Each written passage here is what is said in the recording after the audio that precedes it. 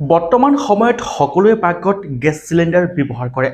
কিন্তু গেছ চিলিণ্ডাৰত যে লিখা থাকে A13 নাইবা B25 C21 এই সাংকেতিক চিহ্নৰ অৰ্থ কি আপোনালোকে বাৰু জানেনে গেছ চিলিণ্ডাৰ কিনাৰ আগত সাৱধান হওক ইতিমধ্যে এই সাংকেতিক চিহ্ন নজনা ফলতে বিভিন্নজনৰ মৃত্যু হৈছে ভয়ংকৰ বিস্ফোৰণ ঘটিব পাৰে আপোনালোকৰ ঘৰত থকা চিলিণ্ডাৰটো আৰু চিলিণ্ডাৰ বিস্ফোৰণ হলে কেনে পৰিস্থিতি হয় কিমান ক্ষতি হয় আপোনালোকক মই বিতংকৈ কোৱা প্ৰয়োজন নাই বুলি ভাবো কিন্তু সাংকেতিক চিহ্নৰ অৰ্থৰ আপুনি আজিৰ তাৰিখত জনাটো খুবেই বেছি প্ৰয়োজনীয় আশা কৰিছো আপোনালোকে এই ভিডিঅ'টো শেষলৈকে চাব আৰু যিমান পাৰে সিমান এই ভিডিঅ'টো শ্বেয়াৰ কৰি দিয়ক যাতে আপুনি যিখিনি তথ্য জানে সেই তথ্যখিনি আপোনাৰ বন্ধুবৰ্গৰ সমগ্ৰ অসমবাসীয়ে জানিব পাৰে আজি আমি এটা গুৰুত্বপূৰ্ণ তথ্য আপোনালোকক ক'বলৈ লৈছো প্ৰত্যেকৰে ঘৰত গেছ চিলিণ্ডাৰ থাকে গেছ চিলিণ্ডাৰৰ ওপৰত আপোনালোকে ভালদৰে মন কৰিব এইকেইটা সাংকেতিক চিহ্ন কোনোবাই যদি বা কৰবাত যদি A13 লিখা থাকে আন কৰবাত আকৌ B21 লিখা থাকে আজি আমি ক'বলৈ লৈছো যে এই গেছ চিলিণ্ডাৰৰ এই সাংকেতিক চিহ্নসমূহ হৈছে গেছ চিলিণ্ডাৰটোৰ আয়ুস হয় আপোনালোকে ঠিকই শুনিছে প্ৰত্যেক বস্তুৱে যেনেদৰে এক্সপায়াৰি ডেট থাকে আপোনালোকে খোৱা খাদ্য সামগ্ৰীবোৰ ঠিক সেইদৰে গেছ চিলিণ্ডাৰো এক্সপায়াৰি ডেট থাকে যদিহে এই বয়স গেছ চিলিণ্ডাৰ এটা উকলি গৈছে তেনেহলে এই গেছ চিলিণ্ডাৰ আপুনি কেতিয়াও ঘৰলৈ নানিব যাৰ ফলত এই এক্সপায়াৰি ডেট যোৱাৰ চিলিণ্ডাৰ যদি আপোনালোকে ঘৰত সোমাইছে গেছসমূহ লিক হ'ব আৰু আপোনাৰ গেছটো খুব কম দিন যাব ইয়াৰ উপৰিও গেছ চিলিণ্ডাৰৰ গেছ লিক হোৱাৰ বাবদ ভয়ংকৰ বিস্ফোৰণৰ দৰে ঘটনাৰ সংঘটিত হ'ব পাৰে যাৰ ফলত আপোনাৰ মৃত্যু হ'ব পাৰে যিহেতু অসমৰ প্ৰায়ভাগ মানুহৰ ঘৰতে গেছ চিলিণ্ডাৰ আছে আৰু সকলোৱে ইয়াক ব্যৱহাৰ কৰে প্ৰথমতে আমি জানি ল'ম A B C আৰু D ইয়াৰ অৰ্থ কি যেনেদৰে লিখা থাকে A13 বা A21 বা B21 B30 এই A বা B বা C বা D এই A B C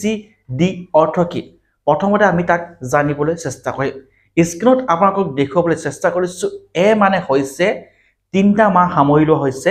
জানুৱাৰী ফেব্ৰুৱাৰী আৰু মাৰ্চ আৰু A31 বা A13 টো হৈছে চন ইয়েৰ যেনে 2013 চন ঠিক সেইদৰে আমি যদি ক'বলৈ যাওঁ বি অৰ্থ হৈছে এপ্ৰিল মে জুন আৰু বি লগত দুটা সংখ্যা থাকিব সেই সংখ্যা দুটা ইয়েৰ বা চনক বা বৰ্ষক বুজাইছে ঠিক সেইদৰে যেনেদৰে A21 অৰ্থাৎ এই গেছ চিলিণ্ডাৰটোৰ জানুৱাৰী ফেব্ৰুৱাৰী মাৰ্চ 2021 চনৰ জানুৱাৰী ফেব্ৰুৱাৰী মাৰ্চ তালৈকেহে ব্যৱহাৰ কৰিব পাৰিব ইয়াৰ উপৰিও আপুনি যদি চাই বি অৰ্থাৎ এপ্ৰিল মে জুন যদি কোনোবা গেছ চিলিণ্ডাৰত B22 লিখা আছে তেনেহলে এই চিলিণ্ডাৰটো আপুনি এপ্ৰিল মে জুন অৰ্থাৎ 2022 চনৰ এপ্ৰিল মে জুনলৈকেহে ব্যৱহাৰ কৰিব পাৰিব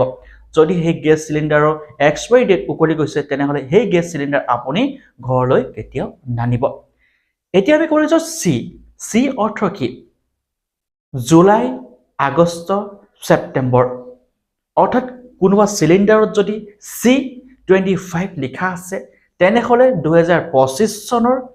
জুলাই আগষ্ট ছেপ্টেম্বৰ এই 3 মাহৰ লৈকেহে ব্যৱহাৰ কৰিব পাৰিব তাৰ পাছত যদি সেই গেছ চিলিণ্ডাৰটো বেলেগ এটা মাহ হৈ গৈছে তেনেহলে সেই গেছ চিলিণ্ডাৰৰ আপোনালোকে এক্সপায়াৰি ডেট যোৱা বুলি গম পাই যাব এতিয়া আপোনালোকে জানিবলৈ যে D29 যদি কোনোবা গেছ চিলিণ্ডাৰত D29 লিখা আছে বা D25 লিখা আছে তেনেহলে সেই গেছ চিলিণ্ডাৰৰ বয়স কিমান ডিটোৱে কি বুজাব অক্টোবৰ নৱেম্বৰ ডিচেম্বৰ অৰ্থাৎ বছৰটোৰ 12 মাহ 3 মাহকৈ হিচাপ কৰা হৈছে A মানে হৈছে জানুৱাৰী ফেব্ৰুৱাৰী মাৰ্চ B মানে হৈছে এপ্ৰিল মে জুন C মানে হৈছে জুলাই আগষ্ট ছেপ্টেম্বৰ আৰু D মানে হৈছে অক্টোবৰ নৱেম্বৰ ডিচেম্বৰ আৰু এই এলফাবেটৰ লগত যি লাষ্টৰ সংখ্যা দুটা থাকে সেই সংখ্যা দুটাই বছৰটো বুজায় নাইবা ইয়েৰক বুজায় যেনেদৰে D25 হৈছে অক্টোবৰ নৱেম্বৰ ডিচেম্বৰ অৰ্থাৎ 25 চনৰ অক্টোবৰ নৱেম্বৰ লাষ্ট ডিচেম্বৰ মাহৰ পাছত এই গেছ চিলিণ্ডাৰটো ব্যৱহাৰ নকৰিব অৰ্থাৎ সেই গেছ চিলিণ্ডাৰটোৰ এক্সপায়াৰি ডেট উকলি গৈছে নিশ্চয় আপোনালোকে ইতিমধ্যে গম পালে যে গেছ চিলিণ্ডাৰৰ ওপৰত থকা এই সাংকেতিক চিহ্নৰ প্ৰকৃত অৰ্থ কি আৰু এই এক্সপায়াৰি ডেটটো আপোনালোকে গেছ চিলিণ্ডাৰটো ঘৰলৈ অনাৰ আগত চোৱাটো বা জনাটো খুবেই বেছি প্ৰয়োজনীয় বৰ্তমান সময়ত প্ৰত্যেকগৰাকী মহিলাই এই কথাটো জনা উচিত আৰু প্ৰত্যেকজন ঘৰৰ সদস্যই এই কথাটো জনা উচিত যে গেছ চিলিণ্ডাৰৰ এক্সপায়াৰি ডেট কিমান আছে বা কিমান তাৰিখলৈকে আছে এক্সপায়াৰি ডেট যোৱা যদি গেছ চিলিণ্ডাৰ আপোনাৰ ঘৰৰ ভিতৰত প্ৰৱেশ কৰায় তেনেহ'লে ভয়ংকৰ বিস্ফোৰণ হ'ব পাৰে যাৰ ফলত আপোনালোকৰ মৃত্যু পৰ্যন্ত হ'ব পাৰে গতিকে